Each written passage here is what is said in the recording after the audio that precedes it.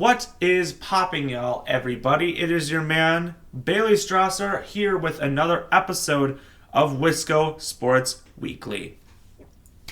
So, there you have it. We are into August. We have 2 months left of baseball. We are 2/3 of the way through the season. We have the last third to go. And right now, the Brewers have the best record that they've ever had in their franchise's history in the month of August. Right now, they are a game ahead of the Chicago Cubs. They are right now in first place. I think they would have the advantage if it ended up being tied right now. But things have changed. From where the Brewers were in May to all of a sudden now it turns around and you're at this position where it's like, wow, how did this happen? I have no idea how this happened. I mean, that's what I mean about baseball is a long season. Baseball's a long season. That's the whole point of it. You don't know what's going to happen. You don't even know what's going to happen in this last month. But right now, the Brewers, being that they put themselves in a position, they didn't even do anything in this trade deadline. And while yesterday, many of us really looked at this as a chance to booster this offense for what it was.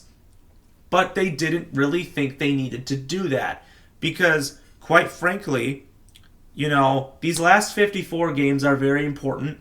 But if the offense is having success with what it is right now, why change it? There's no reason why you should change it and go after a big name player, especially one that's just known for hitting and not defense. But again, these last 54 games, anything can happen, and that's very important. First off, let's talk about the trade deadline. Not much was made by the Brewers, but they did some things that I can consider to be great. The big moves were the ones that they made earlier in the season. Trading for Quinn Priester, which ended up being huge because he is now looking like a quality starter, and of course trading for Andrew Vaughn, and so far he's just been outstanding. They honestly, I think we're going to look for a first baseman, but since Andrew Vaughn is doing so great and Rhys Hoskins eventually is coming back by probably September, most likely I think we're good at first base. I don't really think there's a situation to even be thinking about right now. Right now, the pitching staff, they didn't even have to trade any starter. They didn't really have to trade anybody. The only guy that they traded was Nestor Cortes, a guy that only had 2 starts and then currently was in the process of rehabbing. He was about to be activated, and then they decided to trade him to the Padres for this outfielder named Andrew Lockridge, I think his name is.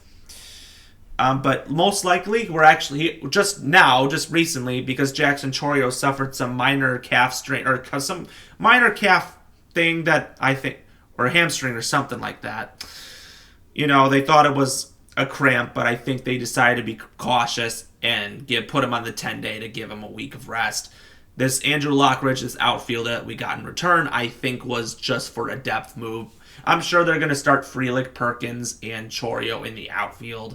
And Collins. Actually, I'm sorry, Collins. I'm sure they're going to start Collins, Perkins, and Frelick in the outfield.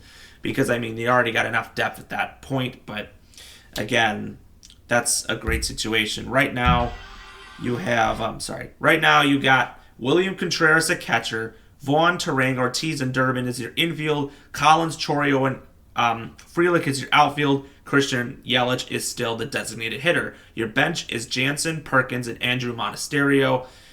They still have Siegler, but I don't know why. Rhys Hoskins, Jake Bowers are both expected to be back when the rosters expand in September. I'm sure they're both going to be on the roster since they both made significant impacts to the team last year and some point this year. There was no obvious trade deadlines waiting to happen, obviously. I was thinking maybe they'll go after Ryan O'Hearn, but, thinking, since he's a lefty, Andrew Vaughn's a righty, it kind of makes sense. But let's think about it. If Vaughn wasn't playing the way that he was playing, I think, and with Hoskins coming back, why would you even try to go after another first baseman? And same thing, everybody wanted the Brewers to make that big impact move for Eugenio Suarez. But Caleb Durbin is playing so good right now as a rookie. I'm not saying he's hitting home runs like Suarez is, but one, he plays fantastic defense. He's actually hitting very well. I don't think this is a lack to care to win. I mean, this is just exactly what you need to do. If people are doing so well as it is right now, why change it? That's what's very important. The identity, is about defense, base running, stealing bases, the little things. That's what this team's based on. They don't need to go after big name players because that might change the identity. Maybe that's what Vaughn is and we don't even realize it. And most of these big pieces would compromise these values. I'm saying you're right. Suarez is not a good defender. You would have tried to put Durbin at shortstop, which is a position he's not really formidable and comfortable at. When Ortiz, since he's not doing well offensively, his defense is a reason why he should be an everyday starter. Just like how Orlando Arcia was in 2018. It's the same exact thing. And then the thing is, O'Hearn would have been like our fourth first baseman if everyone came back. Because I don't think, having a decent year that he's having, he's kind of slacking a little bit. So I think it wouldn't have made a difference. There's nothing to be really ashamed of at all. Let's look at the starting pitching rotation. They actually did make a trade right before. So, of course, they traded for that one outfielder that actually just got called up because of Choreo being put on the 10-day. They traded away Nestor Cortes because, frankly, he wasn't going to have a spot in this rotation with everything's happened. Freddie Peralta, Brandon Woodruff, Quinn Priester, Jose Quintana, and Jacob Mizorowski is still going to be the 5-man rotation. Cortez was not going to play. There was just no reason why to even put him in there. It was a smart move by the Brewers. I hope that we don't have to face him in the playoffs and then he outdoes us, but that's the only thing I can say. And then don't forget Chad Patrick, Logan Henderson, and Tobias Myers, 3 people who have already had starting games and done a lot for the team in our minor league system, and obviously still people that eventually can be starters. Those 3 are still in our minor league system, and if one of those guys goes down, they can be called up.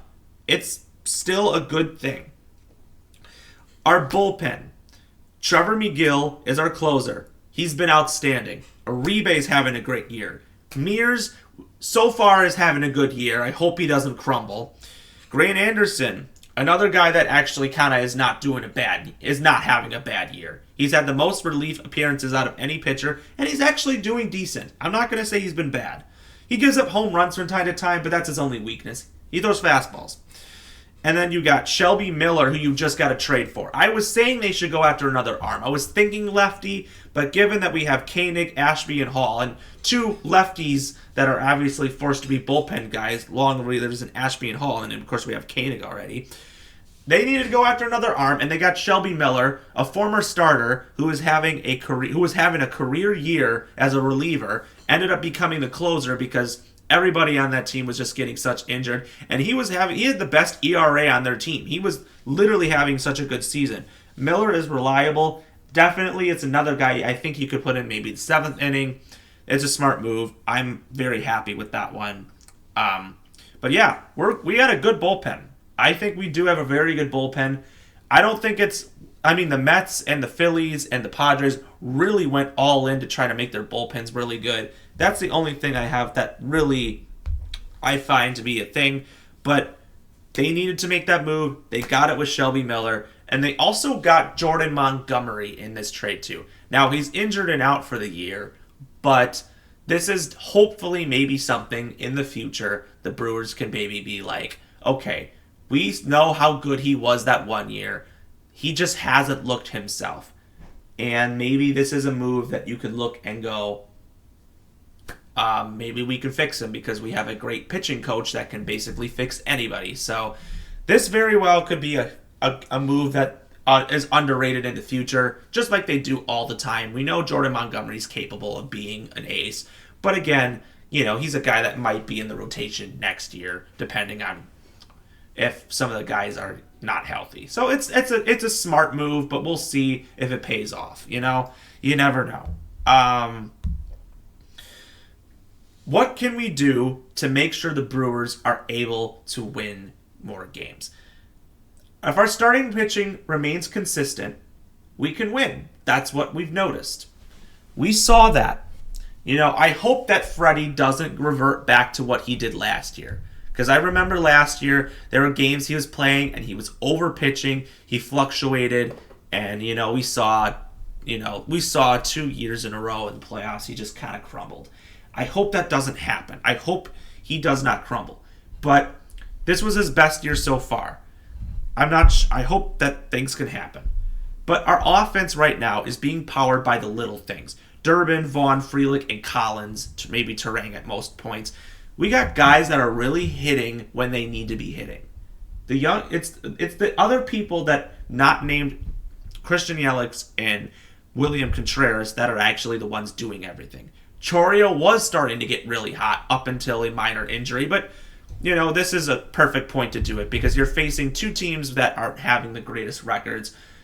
This is a moment, maybe you can get some wins here without them, leading up to when they face the Mets at home this coming next week. But we'll see what happens. Yelich and Contreras need to really step it up. We know they're all-stars last year, but if we really want to be at a contending level, both of these guys need to be healthy. That's the truth of it.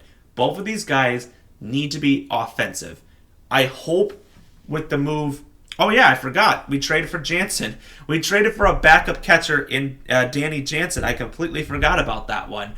Obviously, we DFA'd Eric Haas. Eric Haas was able to clear waivers and come back to the Nashville Sounds in the case that he does actually get injured and then they can bring Haas back. But most importantly, Danny Jansen is a bigger upgrade as a backup catcher. He's a journeyman, and definitely, we know that Contreras is battling with that finger or whatever that's been bothering him.